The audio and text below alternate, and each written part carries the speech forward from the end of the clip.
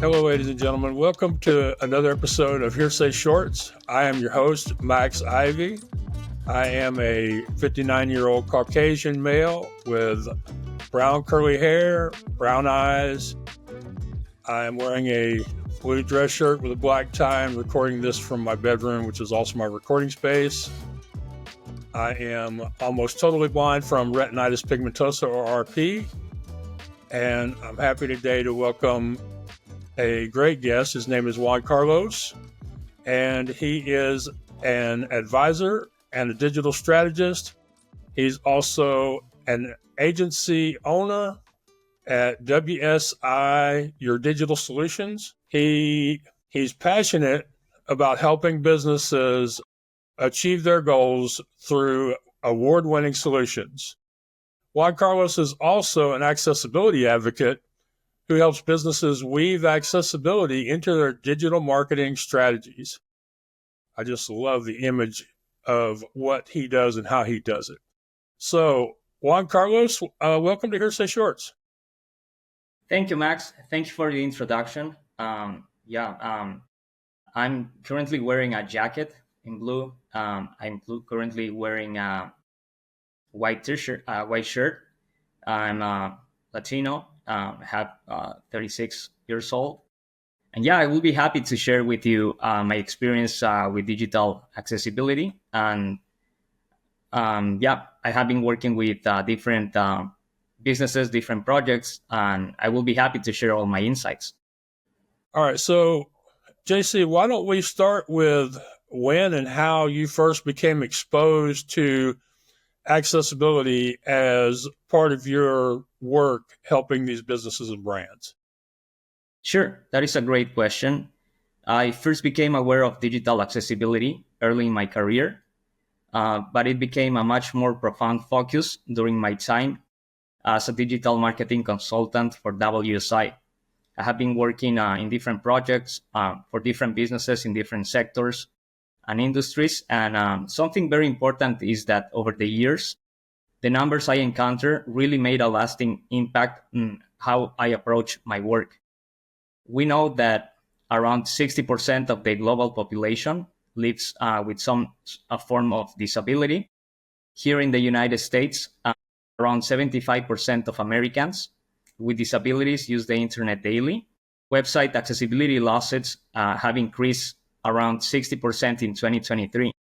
So these numbers, you can see that there is a big audience in terms of website accessibility. As I work with businesses to enhance their online presence, I saw firsthand how many websites and digital experiences were unintentionally excluding people with disabilities. This gap in accessibility highlighted the urgent need for change and inspired me to integrate accessibility into my strategies.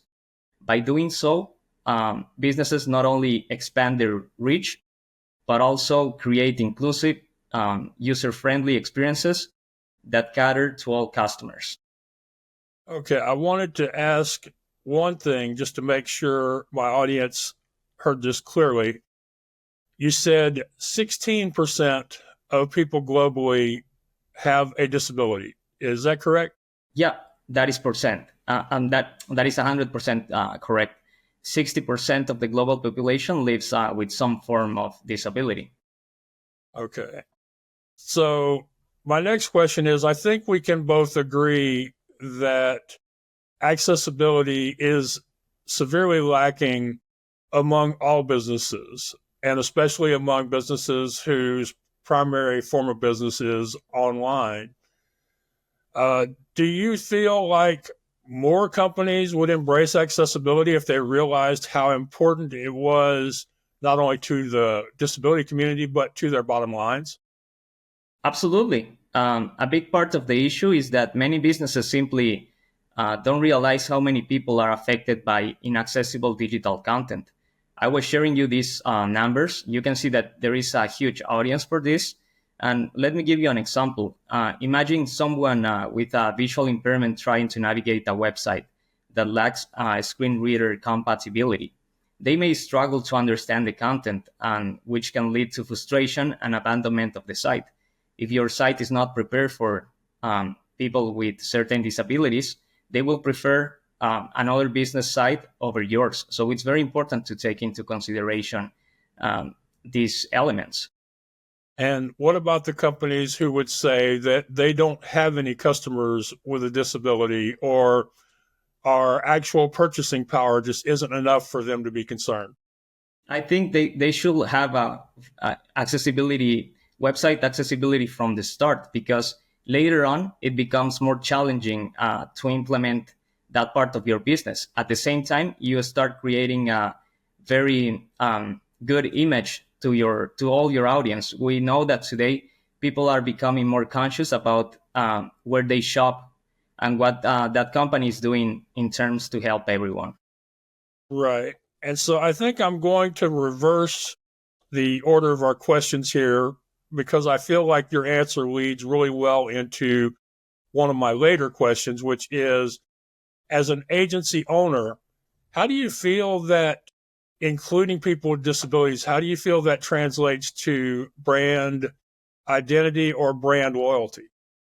Sure, absolutely. From an agency standpoint, accessibility plays a huge role in shaping brand perception. When a business prioritizes accessibility, it sends a strong message that they care about inclusivity and providing great experiences for all users. This builds trust. It also strengthens brand reputation and can even create a competitive advantage. On the other hand, ignoring accessibility can damage a brand's image.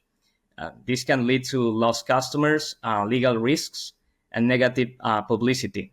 Also, something very important that I would like to share is that brand experiences can also be shared on social media.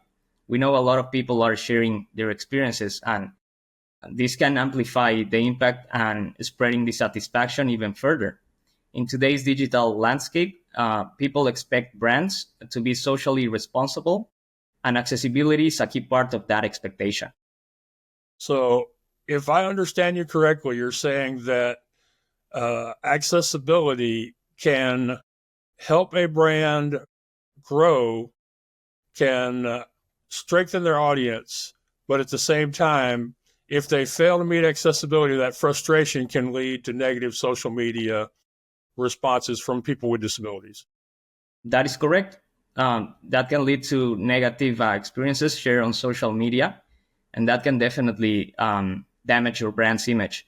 And something that you have to take into account for you to not have those issues is that your website has to be in compliance with the Web Content Accessibility Guidelines, as known as WCAG. And from a technical perspective, if you are in compliance with WCAG guidelines, this can definitely help you boost your ranking online. Google actually takes into account the elements that come into play when making your website accessible. So it's very important for you from a technical perspective to adhere to these guidelines, because from a digital marketing standpoint, you boost your visibility and at the same time protect your brand image.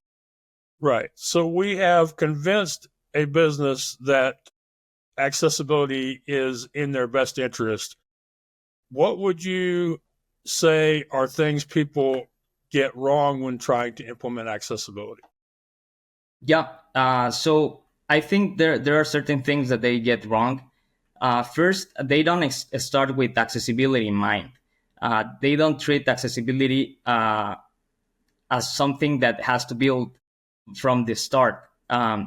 It's later on that they realize that this is actually something they should have implemented.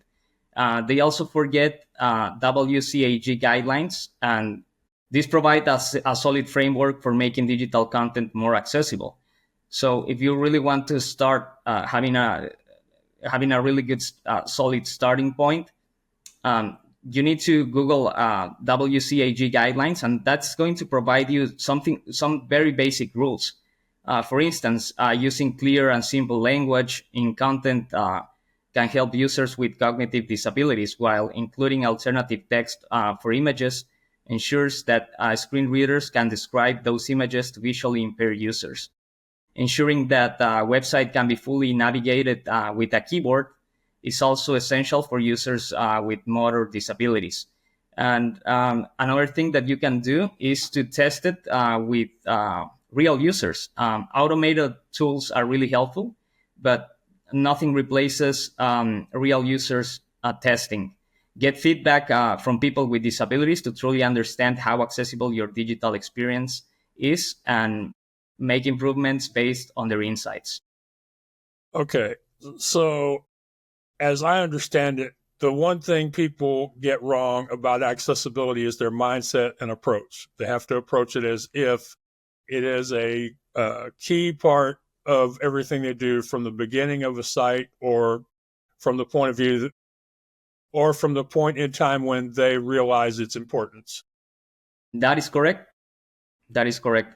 Once they see people complaining about their site not being accessible, they realize that now it's a problem and I have to fix it. But in order to fix it, that's gonna take you time.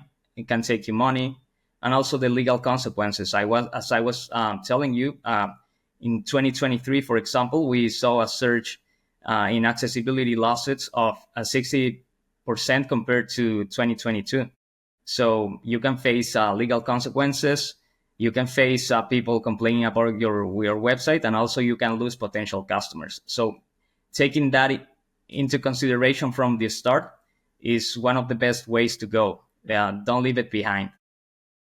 Right. So you've also just answered my final question about best practices. So instead, what I'd like to ask you to do, Juan, is share a couple thoughts that will help more business owners truly get the need for having accessible content. Okay. Yeah. So I was sharing my best practices. As I was saying, start with accessibility in mind. Once you start developing your website, have that WCAG guideline on your hand. So that way you start by typing something, you look to that guideline, whatever you are typing or trying to describe that your website has makes sense. So have that guide on mind from the get-go. Also, something very important that I found very helpful in my case was to get involved with the community, join groups with that really care about accessibility. When you join those groups, you're gonna understand better those people, and also that these people are complaining about certain things that you don't realize. You can get into forums, start discussions, and that was in my case. And I really was putting myself into their shoes from a different perspective, which was something that in the start of my career was not like that. It was just, okay, we do this, but we were not really into their shoes. But once you get into their shoes, it's a completely different thing. So get involved into the community, because these people, you might not have a disability. So it's better to be involved with the community. That way, these people guide you in a better sense. They are the ones that really need help, and you are, with your expertise and skills, there to help them out. Well, that's a great place to finish. Juan, I want to thank you for coming on the show, for sharing your experiences, and for helping us educate people more about accessibility. Thank you for having me. It was a pleasure to be on the show. I really enjoy our conversation. I'm glad I could share some insights about accessibility, and I hope it helps raise awareness about its importance. Looking forward to more opportunities to collaborate and share knowledge. And if you want to learn more about accessibility from my perspective, you can Google my name, and I will be happy to connect with you. Well, thanks again. And to our audience, thank you for joining us, and we will see you next time. Thank you very much. HearSay Shorts is produced by Sojin, Mike Barton, Mariella Paulino, Missy Jensen, and Max Ivey, and is edited by Alex Dorrier. If you enjoyed the podcast and don't want to miss any future episodes, please subscribe to our YouTube channel. Thanks for joining us. We'll see you next time.